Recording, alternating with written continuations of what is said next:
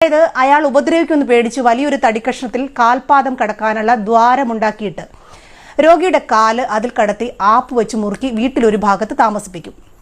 എവിടെയെങ്കിലും പോകണമെങ്കിൽ ഈ തടിയും വലിച്ചുകൊണ്ട് വേണം പോകാൻ. പഴയതാണെങ്കിലും എം മണിക്ക് ഇതുപോലെ ഒരു ട്രീറ്റ്മെന്റ് നൽകാൻ തലച്ചോറ് പൊതിച്ചോറാക്കിയ CPMന്റെ അണികൾ കടന്നു വരണം. പെമ്പിളை ഒരുമയോട് ഇയാൾ പറഞ്ഞത് കാട്ടിലെ ഏതാണ്ട് പണിയെടുക്കുന്നവർ എന്നാണ്. പോളിടെക്നിക്കിലെ ടീച്ചറിനോട് പറഞ്ഞത് കഥ കടച്ച് മറ്റേ പണിയെടുക്കുന്ന ആളെന്നായിരുന്നു. ഇടുക്കിയിലെ കളക്ടറെ എം മണി വിളിച്ചത് മഹതി എന്നായിരുന്നു. 3 പേരെ വെടിവെച്ചു കൊന്നു, ഒന്നിനെ കുത്തിക്കൊന്നു, ഒന്നിനെ തല്ലിക്കൊന്നു. ഇതൊക്കെ എം മണിയുടെ വിസർജ്യ ഭാഷയാണ്. ഒരിക്കൽ CPIയുടെ ആനി രാജയെയും ഇയാൾ വെറുതെ വിട്ടില്ല. ഇങ്ങനെ വീട്ടിലെ 5 പെൺമക്കളെയും ഭാര്യയെയും ഒഴികെ നാട്ടിലെ മുഴുവൻ സ്ത്രീകളെയും ആളുകളെയും പറ്റി പുലഭ്യം പറയുന്ന ഇദ്ദേഹത്തിന് ജനപ്രതിനിധിയായിരിക്കാനുള്ള ഒരു യോഗ്യതയുമില്ല.